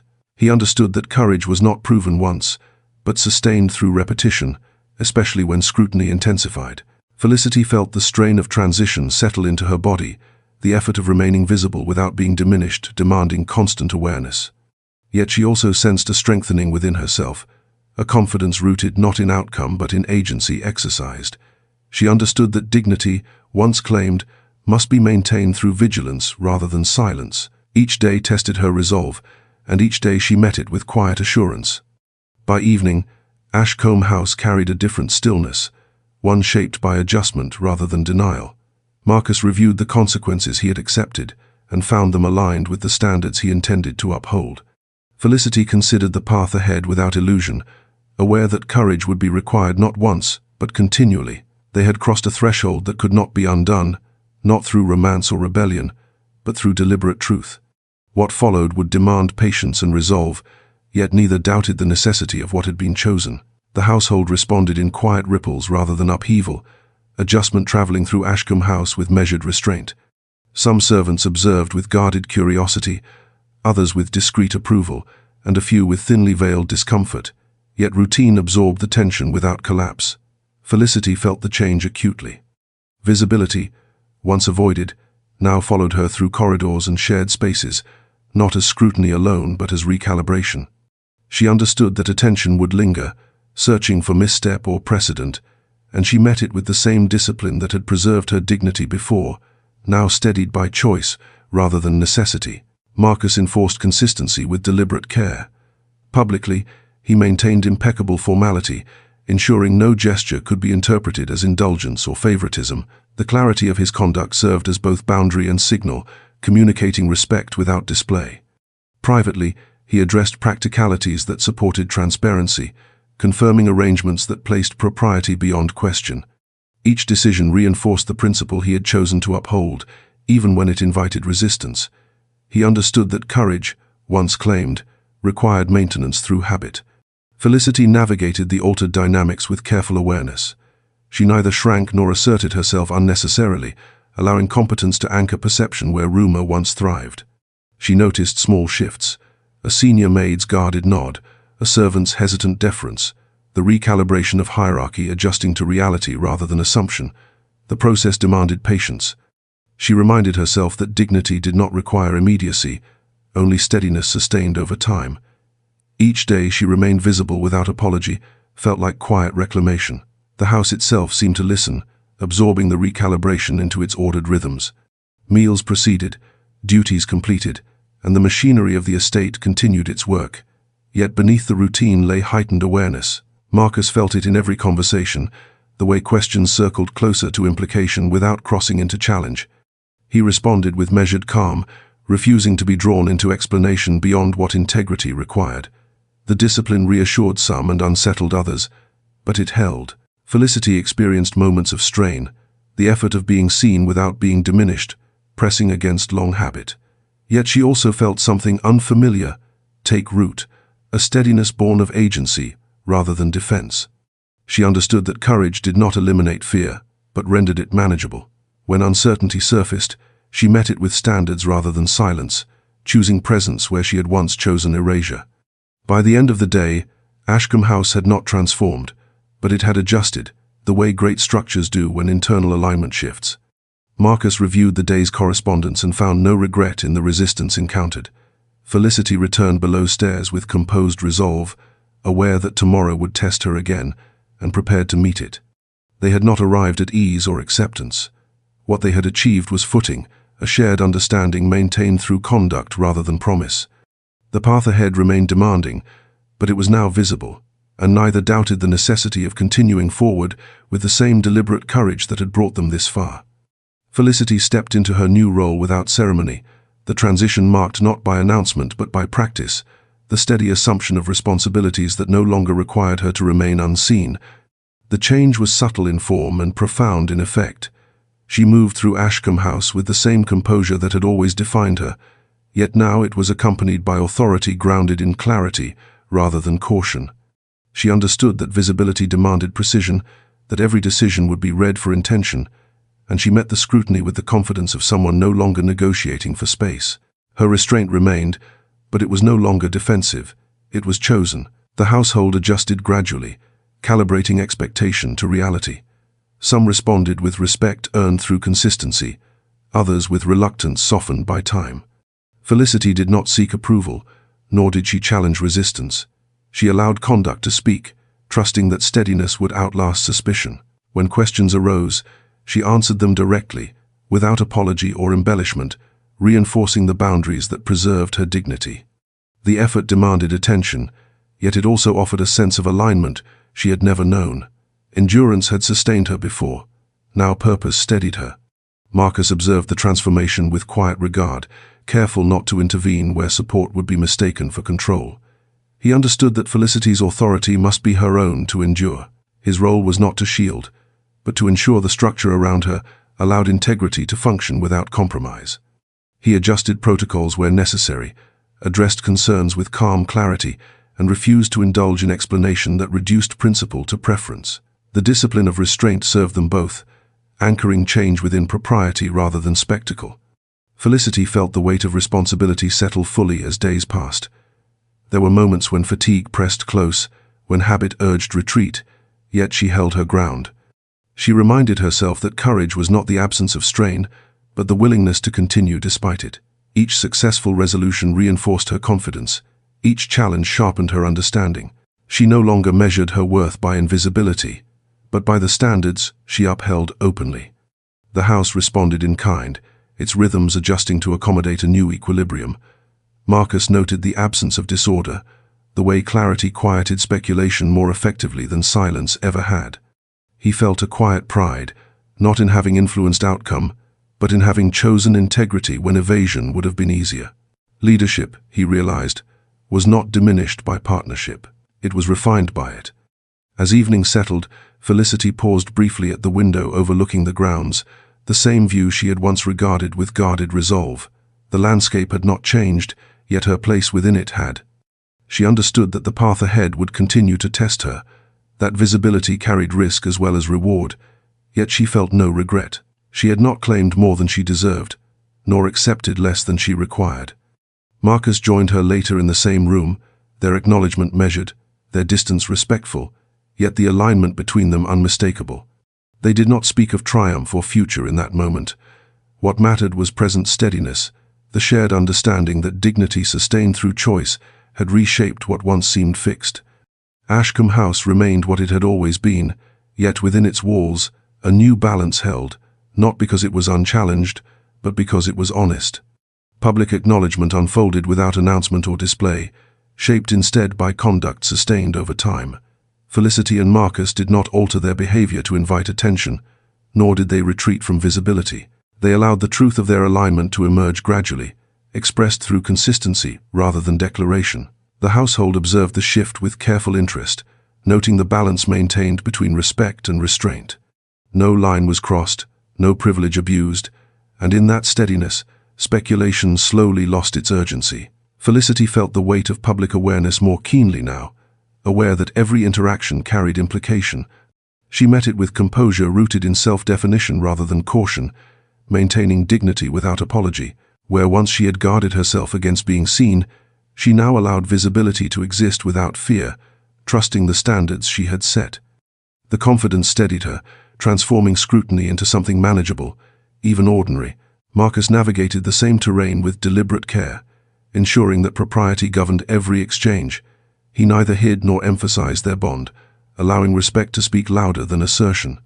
Society responded as expected, with curiosity, judgment, and eventual adjustment, yet none of it altered their resolve.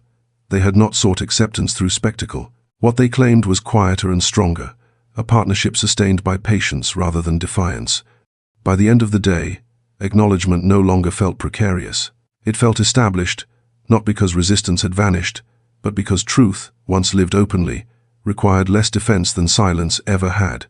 Resolution arrived not as celebration but as accumulation, earned through choices repeated until they shaped something durable. Marcus relinquished certain privileges without resentment, accepting limits that came with integrity rather than authority. He declined invitations that would have required compromise, redirected alliances towards steadier ground, and allowed reputation to adjust at its own pace. The losses were real, yet they clarified what remained, and what remained proved sufficient. Felicity accepted responsibility with equal seriousness, understanding that partnership demanded constancy rather than reassurance. She balanced visibility with discretion, confidence with restraint, refusing both concealment and display. There were moments when the strain pressed close, when endurance felt newly demanded, yet she met it without retreat. She had not sought elevation, only alignment, and in maintaining it, she discovered strength no longer born of survival but of choice. Together, they learned the quiet work of sustaining connection under scrutiny. Affection was expressed through reliability, through presence maintained even when easier paths beckoned. No declarations were made for effect. No gestures were offered to silence doubt. What mattered was consistency, the daily reinforcement of respect freely chosen. By the close of the season, Ashcombe House had settled into its new order. Not all approved, and not all understood, but resistance had softened into acknowledgement. What once seemed forbidden now stood simply as fact, shaped by patience, sacrifice, and courage sustained. The resolution did not erase difficulty, but it rendered it meaningful, transforming endurance into devotion that no longer required concealment to endure. The ending did not arrive with spectacle, nor with promises spoken aloud, but with the quiet certainty of a life settled into truth. Felicity and Marcus stood within Ashcombe House, not as symbols of defiance, but as individuals who had chosen one another with clarity rather than illusion. What bound them had never been urgency or rebellion.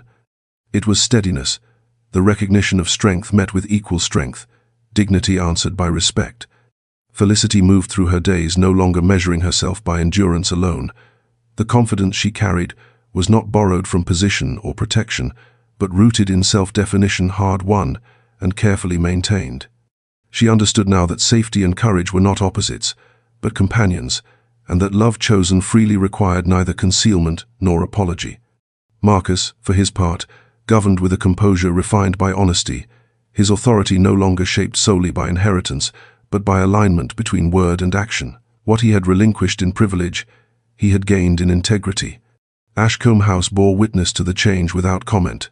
Its halls remained grand, its routines intact, yet something within its walls had softened, made room for truth lived openly. The future ahead was not without challenge, but it was shared, shaped by patience rather than fear. They did not speak of forever. They lived it, quietly, deliberately, in the knowledge that love, once chosen without expectation, endured not because it was easy, but because it was honest.